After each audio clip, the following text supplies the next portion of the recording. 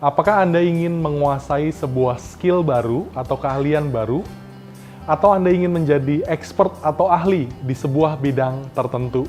Saya percaya Anda pasti pernah melihat seseorang yang ahli di bidangnya. Dan itu seringkali membuat kita terpukau dan kagum. Bagaimanakah kita dapat menguasai sebuah skill dan menjadi ahli di bidang tersebut? Ada 4 tahap dalam model pembelajaran yang disebut Conscious Competence Learning Model. Tahap ke-1 adalah Unconscious Incompetence. Tidak sadar, tidak mampu. Pada awalnya kita tidak sadar bahwa kita tidak mampu. Seperti seorang anak kecil pertama kali mungkin mencoba berjalan bahkan berlari, yang kemudian dia jatuh atau menabrak dinding. Nah, di situ dia tidak sadar bahwa dia belum mampu berjalan. Tahap kedua adalah Conscious Incompetence, artinya sadar bahwa kita tidak mampu atau belum mampu. Sadar bahwa tidak mampu. Setelah benjol, anak kecil tersebut sadar bahwa dia belum bisa berjalan. Maka dia lebih berhati-hati dan mulai mencari bantuan.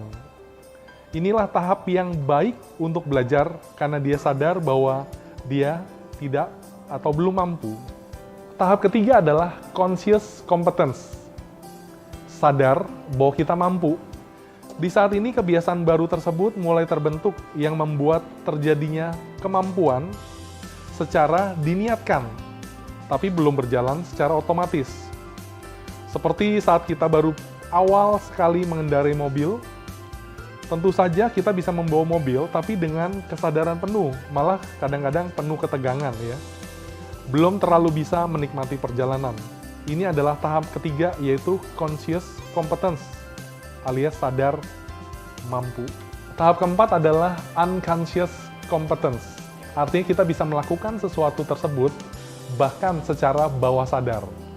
Di tahap ini kemampuan telah menjadi sangat terlatih dan menjadi kebiasaan sehingga kita dapat melakukannya tanpa perlu banyak berpikir.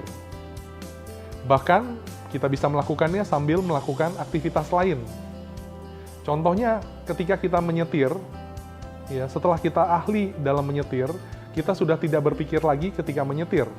Bahkan kita bisa mendengarkan musik, melakukan perbincangan, ngobrol, dan lain-lain.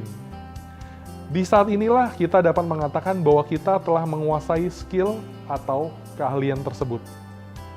Nah, mengetahui hal ini, untuk kita dapat menguasai sebuah skill, kita perlu terus melakukannya. Kita perlu terus melakukannya.